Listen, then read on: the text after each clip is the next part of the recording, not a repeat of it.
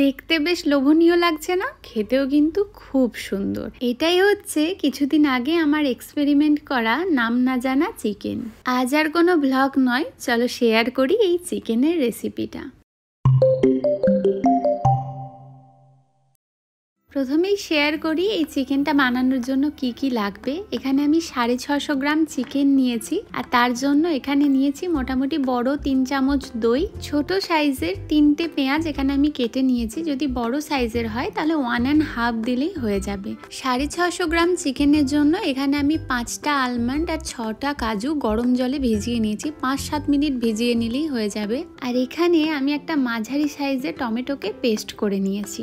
আর লাগবে আদা, রসুন, কাঁচা লঙ্কা। মোটা মোটা কোয়া ছিল তাই আমি 5-6 কোয়া রসুন নিয়েছি, 1 ইঞ্চ মতো আদা, আর ঝালটা পরিমাণ মতো আমি 5-7টা কাঁচা লঙ্কা দিয়েছি। আর লাগবে এই গোটা গোলমরিচ আর তার সাথে একটা বড় এলাচ। একদম লাস্টে আমরা ব্যবহার করব কাসৌরি মেথি আর একটু ধনেপাতা কুচি করে রেখে নেব, ওটাও আমরা একদম লাস্টে ব্যবহার করব। আর লাগবে একটু গরম মশলা, তোমরা চাইলে কেনাও ব্যবহার করতে পারো। আমি এখনই ফ্রেশ গুঁড়ো করে নিয়েছি। এর মধ্যে আছে দারচিনি, লবঙ্গ আর এলাচ। এবার প্রথমেই আমি একটা পেস্ট বানিয়ে নেব।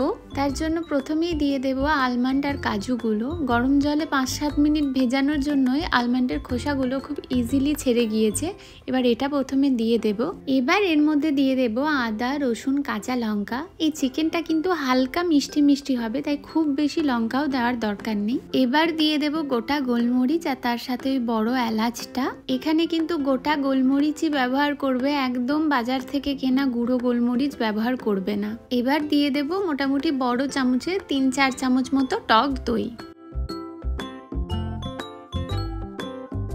এই রান্নাটায় আমি কিন্তু কোনো হলুদের ব্যবহার করিনি। এই রান্নাটার রং আসবে কাশ্মীরি লঙ্কা গুঁড়ো আর টমেটো থেকে। আমি এখানে একদম ছোট্ট চামচে 1.5 চামচ মতো কাশ্মীরি লঙ্কার গুঁড়ো দিয়েছি আর একটু নুন দিয়ে এইটার আমি একটা পেস্ট বানিয়ে নেব। আর পরে যখন টমেটোটা দেব ওই দুটো মিলিয়ে একটা সুন্দর রং আসবে এই রান্নাটা থেকে। পেস্টটা বানিয়ে নিয়েছি, দেখতে কিছুটা এই রকম হবে। এবার এই পেস্টটাকে দিয়ে চিকেনটাকে ম্যারিনেট করে নেব। তবে ম্যারিনেট করে চিকেনটাকে না 2-3 ঘন্টা রাখার দরকার আছে, না ওভারনাইট। আমি তো এটা ইনস্ট্যান্ট বানিয়েছিলাম, তাতেও চিকেনটা হয় যেমন জুসি তেমন টেস্টি।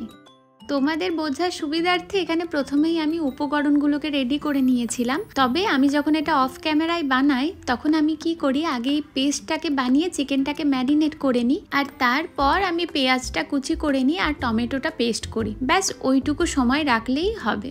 এবার আমি একটা কড়াইয়ে পরিমাণ মতো সর্ষের তেল গরম করে নেব। তেলটা একটু গরম হয়ে গেছে। এবার এর মধ্যে আমি দিয়ে দিলাম 1/2 চামচ মতো বাটার। বাটারটা মেল্ট হয়ে গেছে খুব ভালো করে। এবার আমি একটা টঙের সাহায্যে একটা একটা করে চিকেনগুলোকে আমি এই তেলটার মধ্যে দিয়ে দেব।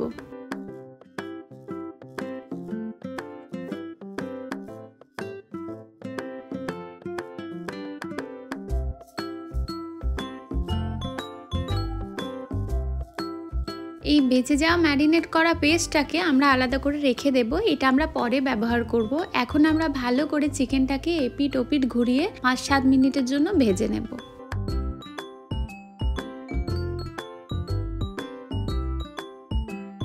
পাঁচ 7 মিনিট ভেজে নিয়েছি, এতে চিকেনটা বেশ কিছুটা সেদ্ধও হয়ে গেছে। এবার আমি টঙের সাহায্যে আবার চিকেনগুলোকে আলাদা করে তুলে নেব।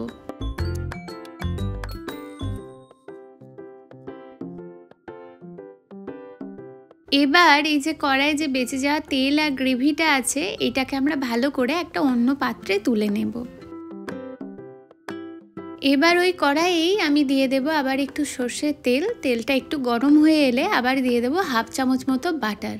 বাটারটা খুব ভালোভাবে মেল্ট হয়ে গেছে। এবার এর মধ্যে ফোড়নে আমি দিয়ে দেব গোটা ধনে। এটা আমি প্রথমে দেখাতে ভুলে গেছিলাম, তবে এটা অবশ্যই দেবে। এটা এই চিকেনটাতে খুব ভালো একটা টেস্ট অ্যাড করে। ধনেটা খুব ভালোভাবে ভাজা হয়ে গেলে এবার এর মধ্যে পেঁয়াজ কুচিটা দিয়ে দেব। পেঁয়াজটাকে লাল লাল করে ভেজে নেব, আর পেঁয়াজটাকে নরম করার জন্য ওর মধ্যে দিয়ে দেব একটু নুন। পেঁয়াজটা কিছুটা ভাজা হয়ে গেছে। এবার যে গ্রেভি আর যে তেলটা তুলে রেখেছিলাম সেইটা এর মধ্যে দিয়ে দেব।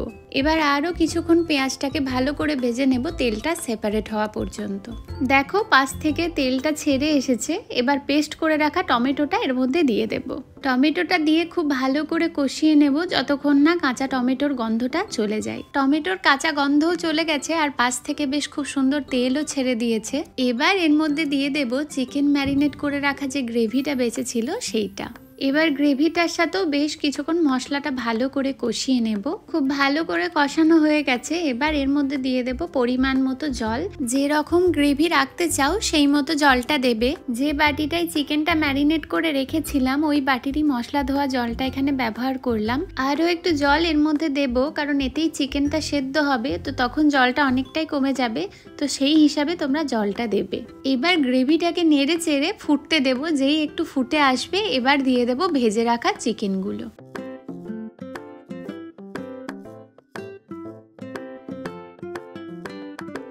এবার এটাকে ঢাকা দিয়ে লো টু মিডিয়াম ফ্লেমে 10 মিনিটের জন্য সেদ্ধ করে নেব।